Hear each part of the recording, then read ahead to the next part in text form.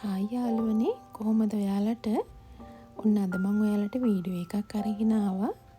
ඊයේ මගේ නිමාඩු දවස නිසා මට ඉතින් වීඩියෝ එකක් කරගන්න පොඩි කාලයක් හම්බුණා.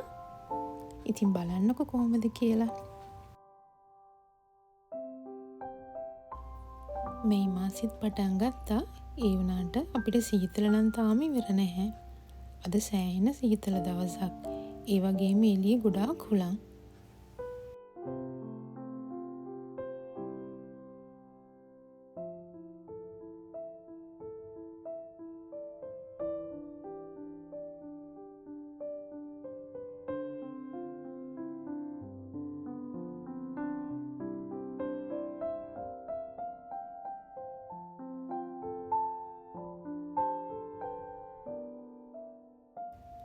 රෝස් ඇරෝම එකක් තියෙන කැන්ඩල් එකකුත් පත්ත කරගෙන ඔන්න දැම්මන් යන්නේ මගේ මෝර්නින් ටී එක හදාගන්න. හැබැයි අද ටී එකක් නම් නෙමෙයි, කොෆි එකක් තමයි හදාගත්තේ.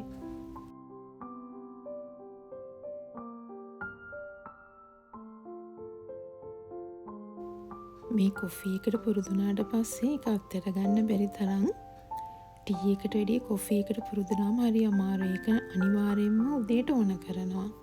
ඉතින් මං හැමදාම වැඩට යන්න කලින් අනිවාර්යයෙන්ම කොෆි එකක් පීලා තමයි යන්නේ. හවසට බොන්නේ හැබැයි ටී එකක්.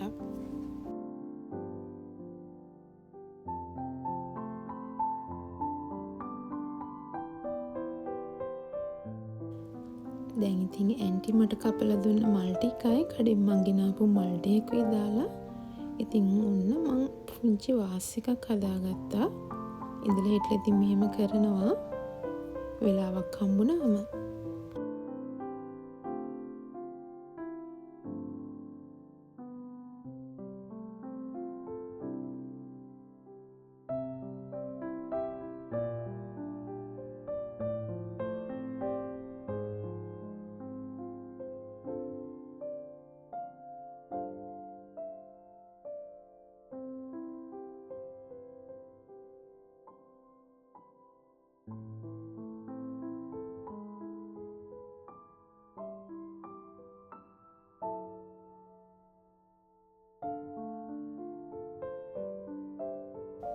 මං එළියට ඇවිල්ලා බැලුවේ මං උදේට හැමදාම කුරුල්ලන්ට කෑමයි වතුරයි දානවා.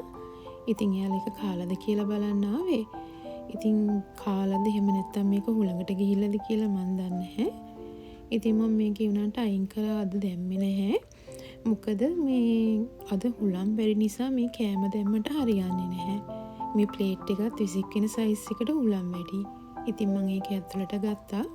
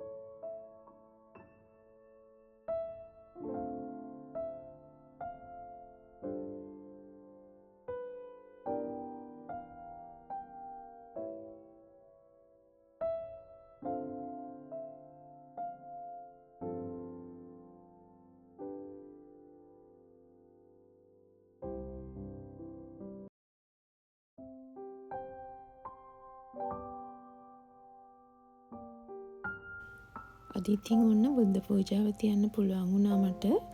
සෑහෙන දවසකින් තියාගන්න බැරුව ගියා. අද ඒ නිසා කිරිබත් හදලා බුදුහාමුදුරන්ට පූජා කරා.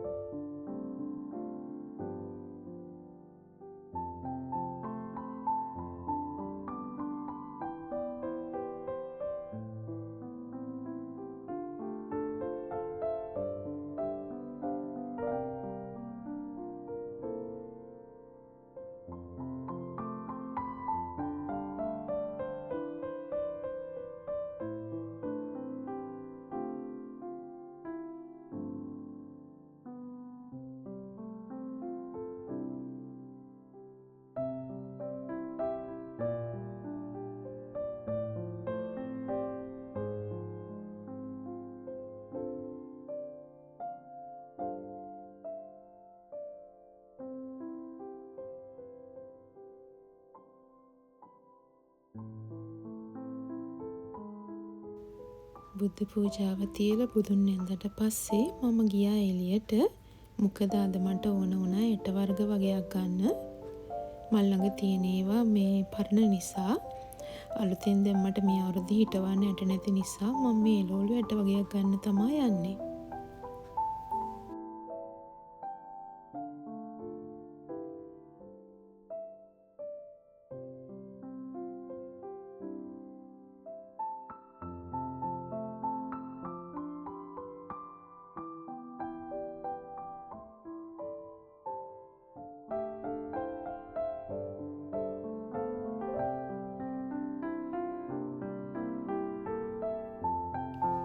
තාම මේ මාසේ පටන් ගත්තා විතර නිසා මේකේ තිබ්බ මල් පැල එතකොට ඇට වර්ගයේම අඩුයි. තව සති දෙකක් වගේ යනකොට එයාලා ගින්නනවා කියලා මට කිව්වා. ඉතින් ආපහු සති දෙකකින් එනවා. ඒ උනාට අද තිබ්බිය විතරක් මං ගෙදර අරගෙන ගියා.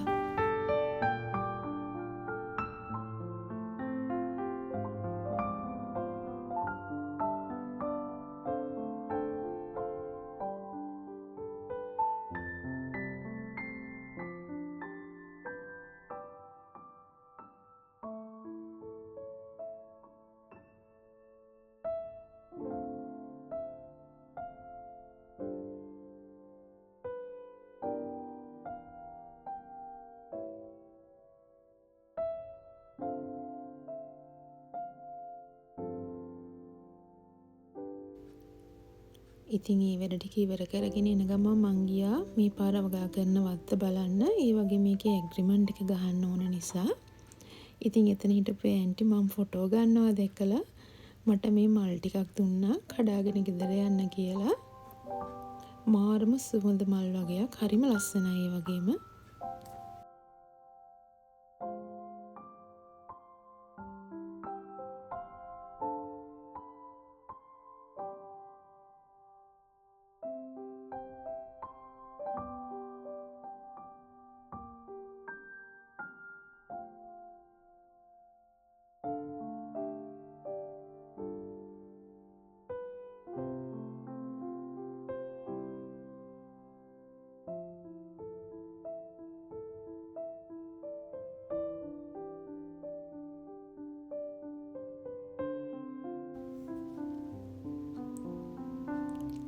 මෙයා තාම මේකප් දානවා කාර් එක ඇතුලේ.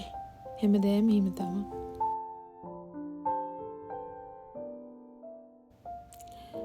මේ තියෙන මගේ කරපිංච පැල ටික. ඉතින් ගොඩාක් කට්ටිය ජපානයේ ඉන්න මගෙන් කරපිංච පැල අහලා තිබ්බා. ඉතින් මම ගොඩක් අයට කිව්වේ තව මාසයක් දෙකක් ඉන්න. මොකද මේ පැල තාම පොඩි නිසා ඒවොත් මැරෙන්න පුළුවන්. ඉතින් තව මාසකින් දෙකකින් විතර මම මේවා ටිකක් ලොකු වුණාට පස්සේ ඔයාලට දෙන්නම්.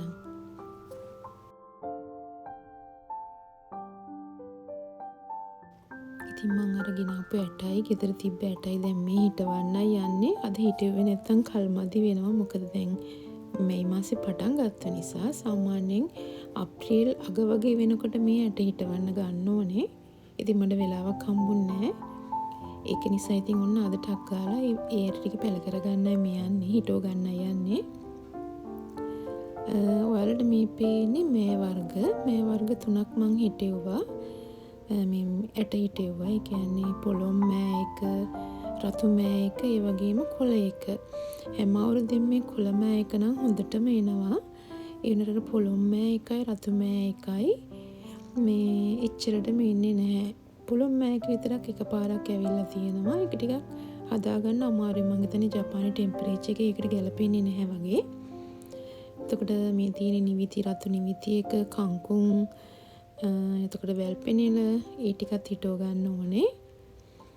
ලංකාවේ කඩෙන් ගත්තු පොඩි ලුණු මේ වල මේ ටිකක් අර පැල ආවා. මට ඒක පාවිච්චි කරන්න බැරුව ගිය නිසා ඉතින් ඒ ටිකත් අපරාධ නිසා අන්න හිටවල දැම්මා.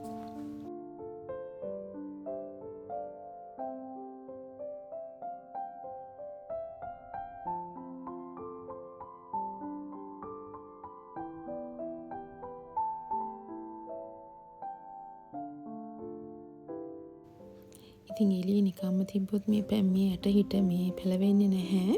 ඔක්කොම මැරෙනවා. ඉතින් ඒ නිසා මම මගේ පුංචි ග්‍රීන් හවුස් එකට දාලා තමයි ඒක තියලා තියෙන්නේ.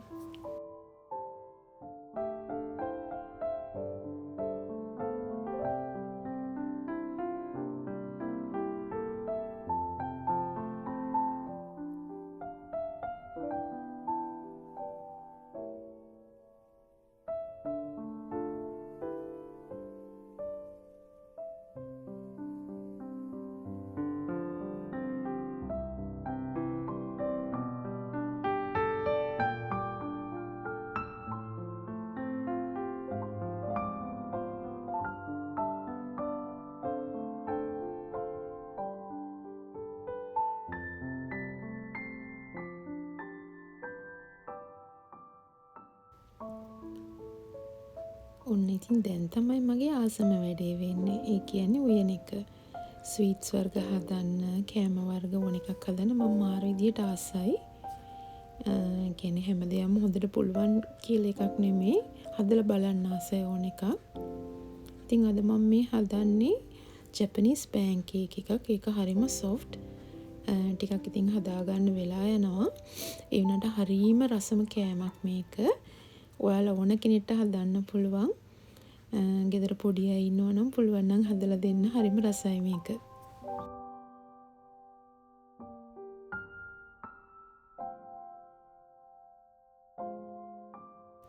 මේ ජැපනීස් පෑන්කේක් එක හදන්න ඕන වෙන්නේ බිත්තර, පිටි, සීනි, බේකින් පවුඩර් විතරයි. ඉතින් කිරි ඕනනම් දාන්නත් පුළුවන්, නොදා වුණත් හදන්න පුළුවන්. එතකොට ඔයාලට ඒකේ ටොපින් එකට දාන්න පුළුවන් මොනවා හරි ක්‍රීම් වර්ග, එතකොට ෆෘට්ස් මොනවා හරි දාලා තියෙන දෙයක් දාලා හදන්න පුළුවන්. ඉතින් ලොකු අමාරුවකුත් නැහැ මේ කෑම හදන්න. හරිම රස කෑමක් පුළුවන් නම් හදලා බලන්න ඉතින්.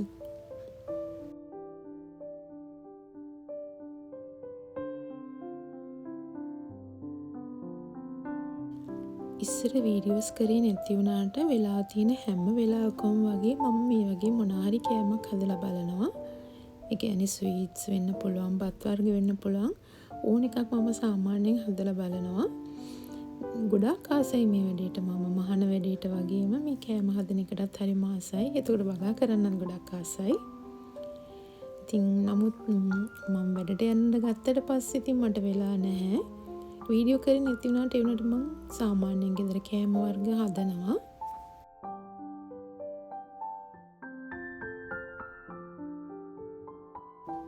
මගේ දුවත් වැඩිය කෑමට පන්නන කෙනෙක් නෙමෙයි. කියන්නේ කඩෙන් එහෙම ගෙනාවට එයා වැඩිය කන්න කැමති නැහැ. ඉතින් මේ වගේ මම මොන හරි හැදුවොත් එයා කනවා. ඉතින් එයා ඉතින් ආස දේවල් තමයි මේ විදිහට හදන්නේ.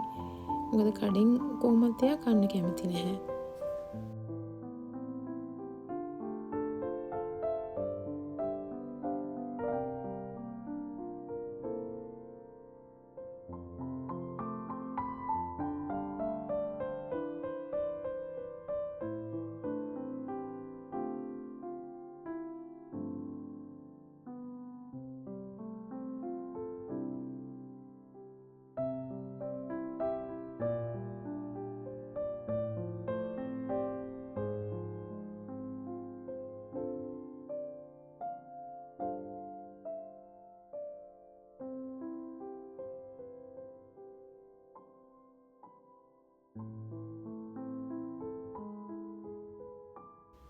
හැබැයි මේ ජැපනීස් පෑන්කේක් එක හදද්දී ෆ්‍රිජ් එකක් නම් අවශ්‍ය කරනවා. මොකද මේ රස්නෙට මේක දිය වෙන නිසා. මේ මෙරෙන්ගි එහෙම ටක් ගාලා මේ රස්නෙට දිය වෙනවනේ. ඉතින් එතකොට අර හරියට හදාගන්න බැරුව යනවා. ෆ්‍රිජ් එකක් තියෙනවා නම් ඔයාලට ලීසි මේක හදාගන්න.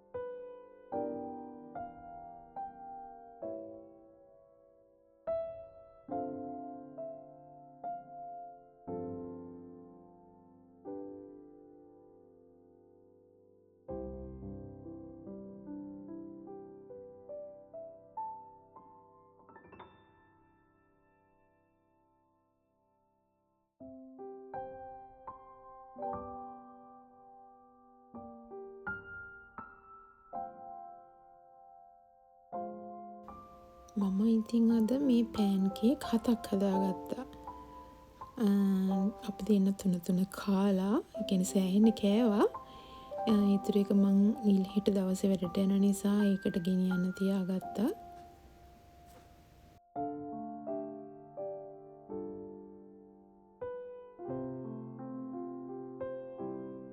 ඔයාලට පේනවා ඉතින් ඒක මාර සොෆ්ට් එකට තියෙනවා. හයිය නෑ පොඩ්ඩක්වත්.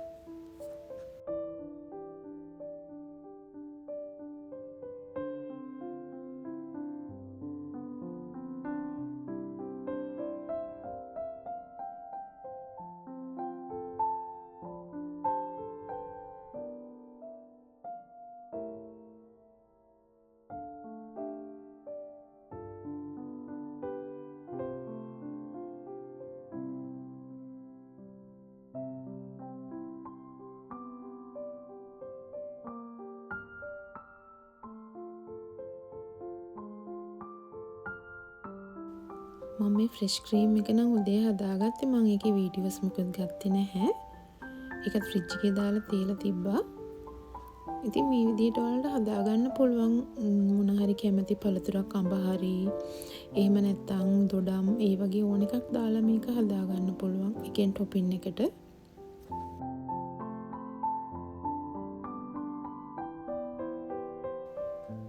ඔන්න ඉතින් පැයක් විතර ඔට්ටු වෙලා හදාගත්ත පෑන් කේක් ටික. දැන් ඉතින් මා හිතුවා මේක කන්න තමයි යන්නේ. ඉතින් ආස කරන කෝෆි එකක් බොන ගමන් තමයි මේක ඉතින් කන්න යන්නේ. කෝපි වලට මම මාරු විදියට ආසයි. මේකත් මගේ යාළුවා වගේ දුන්නේ මට. මාරම රහයි. මේ ජපානයේ තියෙන කෝපි එක හරිම රහයි. ලංකාවේ එක වගේ නෙමෙයි, සෑහෙන රහයි. ඉතින් ඒකට අර මේ පුරුදුනාම හරි අමාරු එක අත්හැර ගන්න.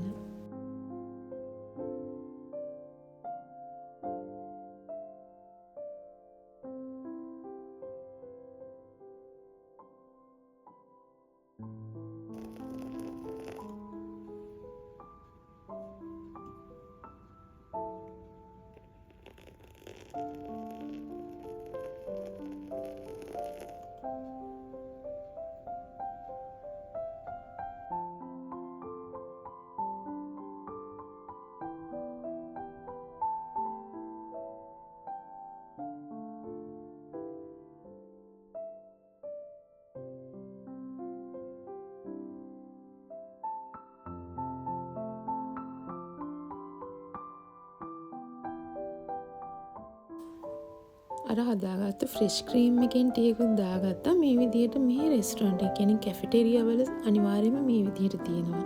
අපි ඉල්ලුවොත් එයාලා ඒ විදිහට දාලා දෙනවා. ඉතින් ඒක දැම්මම තවත් රසයි මේ කොෆි එක.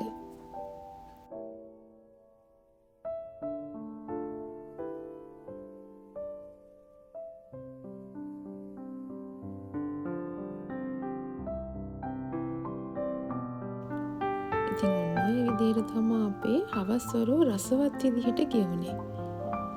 ඉතින් ආයෙත් මේ වගේ වීඩියෝ එකක් අරගෙන ඔයාලව හම්බ වෙන්න නම් පුළුවන් වෙලාවක සමහරක් වෙලාවට වීඩියෝ කරන්න බැරුව යනවා මොකද ජොබ් එක නිසා.